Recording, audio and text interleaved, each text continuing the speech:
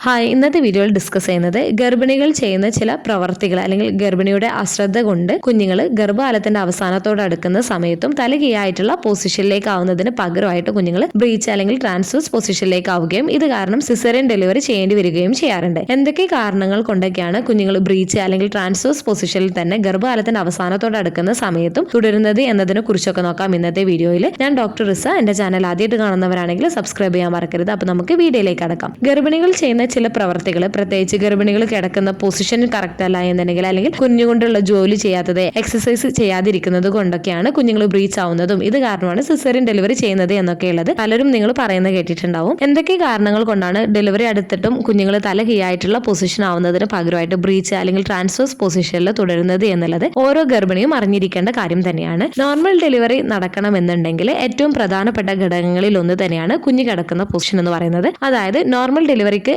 ഏറ്റവും അനുയോജ്യമായിട്ടുള്ള കുഞ്ഞിന്റെ പൊസിഷൻ എന്ന് പറയുന്നത് കുഞ്ഞിന്റെ തല താഴെയായിട്ടും കൈകാലുകൾ മുകളിലായിട്ടുള്ള പൊസിഷൻ ആയിട്ടുള്ള സിഫാലിക് പൊസിഷൻ ആണ്. നിങ്ങളുടെ കുഞ്ഞ് ഗർഭകാലത്തിന്റെ അവസാനത്തോട് അടുക്കുന്ന സമയത്ത് കുഞ്ഞിന്റെ തല മുകളിലും കൈകാല് താഴെയായിട്ടുള്ള പൊസിഷൻ ആയിട്ടുള്ള ബ്രീച്ച് പൊസിഷൻ ആണ് എന്നുണ്ടെങ്കിലും കുഞ്ഞുങ്ങൾ ഗർഭപാത്രത്തിൽ വിലങ്ങനെയാണ് കിടക്കുന്നത് എന്നുണ്ടെങ്കിലും അതായത് ട്രാൻസ്വേഴ്സ് പൊസിഷനിലൊക്കെയാണ് എന്നുണ്ടെങ്കിൽ സിസേറിയൻ ഡെലിവറി ചെയ്യുകയും ചെയ്യുന്നതാണ്. ഗർഭകാലത്ത് നിങ്ങളുടെ കുഞ്ഞ് ബ്രീച്ച് അല്ലെങ്കിൽ ട്രാൻസ്വേഴ്സ് പൊസിഷൻ ആവുന്നത് എല്ലാം അമ്മയുടെ തെറ്റുമൂലമല്ല എന്നുള്ളത് നിങ്ങൾ മനസ്സിലാക്കേണ്ടത് പ്രധാനമായിട്ടുള്ള ഒരു കാര്യമാണ്. ചില കുഞ്ഞുങ്ങൾ അവരുടെയും നിയന്ത്രണത്തിന് പുറമെയുള്ള കാരണങ്ങളാൽ ബ്രീച്ച് പൊസിഷൻ ഇഷ്ടപ്പെടുകയും വളരുകയും ചെയ്യുന്നുണ്ട്. എന്നിരുന്നാലും നിരവധി ഘടകങ്ങൾ കുഞ്ഞിന്റെ സ്ഥാനത്തെ സ്വാധീനിക്കുകയും ചിലത് കുഞ്ഞുങ്ങൾ ബ്രീച്ച് അല്ലെങ്കിൽ ട്രാൻസ്വേഴ്സ് പൊസിഷൻ ആവുന്നതിന്റെ സാധ്യത വർദ്ധിപ്പിക്കുന്നുമുണ്ട്. അപ്പോൾ അവ എന്തൊക്കെയെന്നതിനെ കുറിച്ച് നോക്കാം. ഇനി ആദ്യം തന്നെ ഗർഭിണികൾ ചെയ്യുന്ന തെറ്റുമൂലം കുഞ്ഞ് ബ്രീച്ച് അല്ലെങ്കിൽ ട്രാൻസ്വേഴ്സ് പൊസിഷൻ ആവാൻ കാരണമായേക്കാവുന്ന കാരണങ്ങൾ എന്തൊക്കെയെന്നതിനെ കുറിച്ച് നോക്കാം നമുക്ക്. ആദ്യത്തേത്, ഗർഭിണികൾ ശരിയായിട്ടുള്ള രീതിയിലല്ല കിടക്കുന്നത്, ഇരിക്കുന്നത് എന്നൊക്കെ ഉണ്ടെങ്കിൽ അതും ഒരുപാട് സമയവും ഈ ഒരു പൊസിഷനിൽ തുടരുകയാണ് എന്നുണ്ടെങ്കിൽ നിങ്ങളുടെ കുഞ്ഞ് ബ്രീച്ച് പൊസിഷനിൽ സെറ്റിൽ ആവുന്നതിന് കാരണമാവുന്നതാണ്. പ്രത്യേകിച്ച് നിങ്ങൾ ഇരിക്കുന്ന സമയത്ത് നിങ്ങൾ മുന്നിലേക്ക് ബെൻഡൊക്കെ ചെയ്തിട്ടാണ് ഇരിക്കുന്നത് എന്നൊക്കെ ഉണ്ടെങ്കിലും ഈ ഒരു പൊസിഷൻ ആവുന്നതിന് കാരണമാവുന്നതാണ്. അടുത്തത്, നിങ്ങളുടെ വയറിലേക്ക് കൂടുതൽ പ്രഷർ വരുന്ന തരത്തിലുള്ള എന്തെങ്കിലും കാര്യങ്ങൾ ചെയ്യുകയാണ് എന്നുണ്ടെങ്കിൽ നിങ്ങളുടെ കുഞ്ഞ് ബ്രീച്ച് പൊസിഷനിൽ തുടരുന്നതിന് കാരണമാവുന്നതാണ്. പ്രത്യേകിച്ച് നിങ്ങൾ ശരിയായിട്ടുള്ള രീതിയിലല്ല നിങ്ങളുടെ അബ്ഡമിനൽ സപ്പോർട്ട് ബെൽറ്റ് നിങ്ങൾ യൂസ് ചെയ്യുന്നത് എന്നുണ്ടെങ്കിലും അതുപോലെ തന്നെ വയറിൽ കൂടുതൽ പ്രഷർ വരുന്ന തരത്തിലുള്ള എക്സസൈസ് ചെയ്യുന്നത്, അതുപോലെ തന്നെ ഭാരമുള്ള സാധനങ്ങൾ നിങ്ങൾ പൊക്കുന്നത്, പ്രത്യേകിച്ച് നിങ്ങൾ ശരിയായിട്ടുള്ള ടെക്നിക്ക് ഉപയോഗിച്ചിട്ടല്ല അത് പൊക്കുന്നത് എന്നൊക്കെ ഉണ്ടെങ്കിൽ നിങ്ങളുടെ വയറിൽ മർദ്ദം വർദ്ധിക്കുന്നതിലേക്ക് കാരണമാവുകയും ഇത് കുഞ്ഞിന്റെ പൊസിഷനെ ബാധിക്കുകയും ചെയ്യുന്നതാണ്. അടുത്തത്, ഗർഭിണി ആയിരിക്കുന്ന സമയത്ത് നിങ്ങൾക്ക് കൂടുതൽ സമ്മർദ്ദവും ഉത്കണ്ഠയും ഉണ്ട് എന്നുണ്ടെങ്കിൽ നിങ്ങളുടെ പേശികളുടെ പിരിമുറുക്കം വർദ്ധിക്കുന്നതിന് കാരണമായേക്കാം. പിരിമുറുക്കമുള്ള വയറിലെ പേശികൾ ഒരു സിഫാലിക് സ്ഥാനത്തേക്ക് നീങ്ങാനുള്ള കുഞ്ഞിന്റെ കഴിവിനെ പരിമിതപ്പെടുത്തുകയും ചെയ്യുന്നതാണ്. അടുത്തത്, ഇനാഡിക്വേറ്റ് ആയിട്ടുള്ള എക്സസൈസ് ആണ്. ചില കേസിൽ പതിവായിട്ടുള്ള ചെറിയ രീതിയിലുള്ള എക്സസൈസ് ചെയ്യാതിരിക്കുന്നത് ഗർഭാശയത്തിന്റെയും വയറിലെ പേശികളുടെയും മൊത്തത്തിലുള്ള ടോണിനെ ബാധിച്ചേക്കാം. അതായത് മസിൽ ടോൺ കുറയുന്നത് കുഞ്ഞിന്റെ തിരിയാനുള്ള കഴിവിനെ ബാധിക്കുകയും ചെയ്യുന്നതാണ്. അതായത് യൂട്രൈൻ ടോൺ ആൻഡ് കൺട്രാക്ഷൻ ആണ്. ഗർഭാശയ പേശികളുടെ ടോണ് സങ്കോചങ്ങളുടെ സ്വാധീനവും കുഞ്ഞിന്റെ സ്ഥാനത്തെ സ്വാധീനിക്കും. നല്ല ടോണുള്ള ഗർഭപാത്രം കുഞ്ഞിന്റെ സ്വാഭാവികമായിട്ടുള്ള തല താഴ്ന്ന അവസ്ഥയിലേക്ക് മാറുന്നതിന് അനുകൂലമായിട്ടുള്ള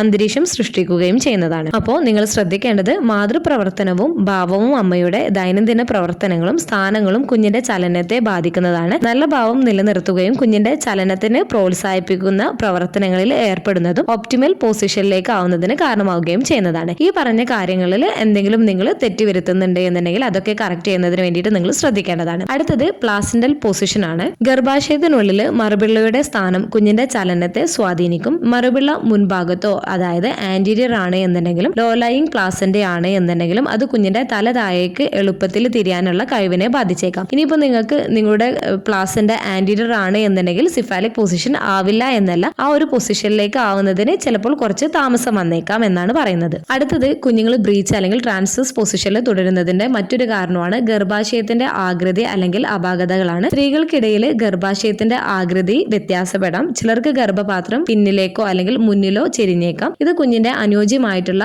തല താഴ്ന്നുള്ള സ്ഥാനത്തേക്ക് സ്ഥിരതാമസമാവാനുള്ള കഴിവിനെ ബാധിക്കുകയും ചെയ്തേക്കാം. അസാധാരണമായിട്ടുള്ള ആകൃതിയിലുള്ള ഗർഭാശയത്തിന്റെ അപാകതകളും കുഞ്ഞിന്റെ സ്ഥാനത്തെ ബാധിക്കുകയും ചെയ്യുന്നതാണ്.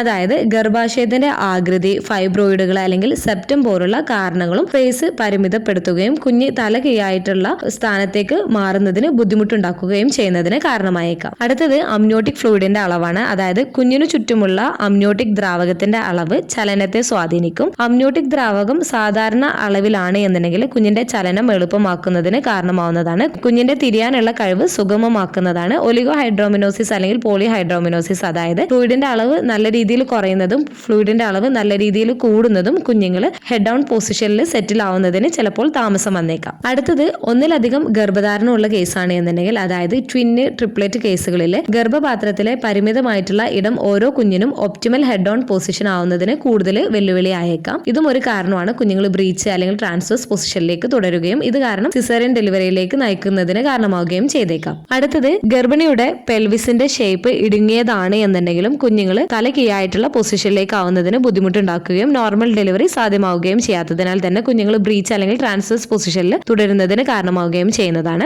അതുപോലെ തന്നെ ഗർഭാവസ്ഥയിൽ നിങ്ങളുടെ കുഞ്ഞിന്റെ ഹെഡിന്റെ സൈസ് അതുപോലെ തന്നെ കുഞ്ഞിന്റെ വലിപ്പമൊക്കെ വെച്ചിട്ടും കുഞ്ഞുങ്ങൾ ബ്രീച്ച് അല്ലെങ്കിൽ ട്രാൻസ്വേഴ്സ് പൊസിഷനിൽ തന്നെ തുടരുന്നതിന് കാരണമാവുകയും ചെയ്യുന്നതാണ്. അതുപോലെ മുന്നത്തെ പ്രഗ്നൻസിയിൽ കുഞ്ഞ് ബ്രീച്ച് ആണ് എന്നുണ്ടെങ്കിൽ സെക്കൻഡ് പ്രഗ്നൻസിയിലും കുഞ്ഞുങ്ങൾ ബ്രീച്ച് ആവുന്നതിനുള്ള ചെറിയൊരു സാധ്യതയുണ്ട്. അതുപോലെ മാസം തികയാതെയുള്ള പ്രസവങ്ങളിൽ നേരത്തെയുള്ള പ്രസവമായതിനാൽ തന്നെ കുഞ്ഞിന് തല താഴേക്കായിട്ടുള്ള പൊസിഷനിലേക്ക് ആവാനുള്ള മതിയായ സമയമില്ലാത്തതിനാൽ കുഞ്ഞുങ്ങൾ ബ്രീച്ച് അല്ലെങ്കിൽ ട്രാൻസ്വേഴ്സ് പൊസിഷനിൽ തുടരുന്നതിനും കാരണമാവാറുണ്ട്. അതുപോലെ തന്നെ മുന്നത്തെ പ്രഗ്നൻസിയിൽ സിസേറിയൻ ഡെലിവറി ആണ് എന്നുണ്ടെങ്കിലും അതുപോലെ തന്നെ മറ്റെന്തെങ്കിലും യൂട്രൈൻ സർജറി ഒക്കെ കഴിഞ്ഞിട്ടുള്ളവരാണ് എന്നുണ്ടെങ്കിലും ആ സ്കാർ ടിഷ്യൂസ് കുഞ്ഞുങ്ങളുടെ മൂവ്മെന്റ്സിനെ തടയുകയും ഇത് കാരണം കുഞ്ഞുങ്ങൾ ബ്രീച്ച് അല്ലെങ്കിൽ ട്രാൻസ്വേഴ്സ് പൊസിഷനിൽ തുടരുന്നതിന് കാരണമാവുകയും ചെയ്യാറുണ്ട്. ഈ പറഞ്ഞ കാരണങ്ങളിൽ ഏതെങ്കിലും കൊണ്ടൊക്കെ ആവാം ചില കേസുകളിൽ കുഞ്ഞുങ്ങൾ ബ്രീച്ച് അല്ലെങ്കിൽ ട്രാൻസ്വേഴ്സ് പൊസിഷനിൽ തുടരുന്നത്.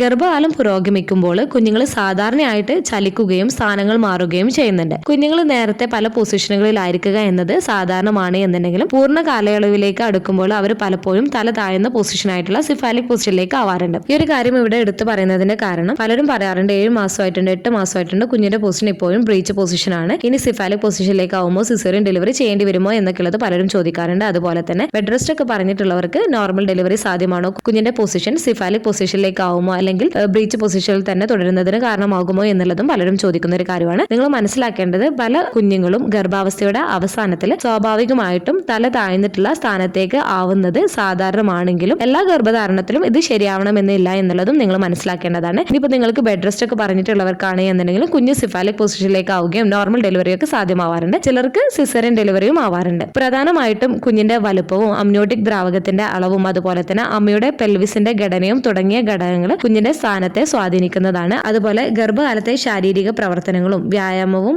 മൊത്തത്തിലുള്ള ആരോഗ്യത്തിന് പലപ്പോഴും ശുപാർശ ചെയ്യപ്പെടുന്നുണ്ട്. എങ്കിലും ചില ഗർഭിണികളൊക്കെ നല്ല രീതിയിൽ എക്സസൈസും കാര്യങ്ങളൊക്കെ ചെയ്തിട്ടും കുഞ്ഞുങ്ങൾ ട്രാൻസ്വേഴ്സ് അല്ലെങ്കിൽ ബ്രീച്ച് പൊസിഷനിൽ തുടരുന്നത് കാരണം സിസേറിയൻ ഡെലിവറിയും ചെയ്യേണ്ടി വരാറുണ്ട്. എന്നാൽ ഈ പറഞ്ഞ മറ്റെന്തെങ്കിലും കാരണങ്ങൾ കൊണ്ടൊക്കെ ആവാം കുഞ്ഞുങ്ങൾ തല താഴ്ന്ന പൊസിഷനിലേക്ക് ആവുന്നതിനെ തടസ്സപ്പെടുത്തുന്നത്. ഗർഭാവസ്ഥയിൽ ഗർഭിണിയുടെ അശ്രദ്ധ കൊണ്ടും കുഞ്ഞുങ്ങൾ സിഫാലിക് പൊസിഷനിലേക്ക് ആവുന്നതിനെ തടസ്സപ്പെടുത്താം. അതുകൊണ്ട് തന്നെ ഗർഭിണികൾ ശരിയായ രീതിയിൽ എങ്ങനെയാണ് ഇരിക്കേണ്ടത്, എങ്ങനെയാണ് കിടക്കേണ്ടത് എന്നതിനെ കുറിച്ചൊക്കെ ഡീറ്റെയിൽ ആയിട്ടുള്ള വീഡിയോ മുൻപ് ചെയ്തിട്ടുണ്ട്. അതിന്റെ ലിങ്ക് ഒക്കെ ഡിസ്ക്രിപ്ഷൻ ബോക്സിൽ കൊടുക്കുന്നുണ്ട്. ഈ ഒരു വീഡിയോ നിങ്ങൾക്ക് യൂസ്ഫുൾ ആയിട്ട് തോന്നിയിട്ടുണ്ടെങ്കിൽ മറ്റുള്ളവർക്കും കൂടെ ഷെയർ ചെയ്ത് കൊടുക്കുക. എന്തെങ്കിലും ഡൗട്ടുകൾ ഉണ്ടെങ്കിൽ കമന്റ് ആയിട്ട് ചോദിക്കാവുന്നതാണ്. അടുത്തൊരു വീഡിയോയിൽ കാണുന്നത് വരെ ബൈ.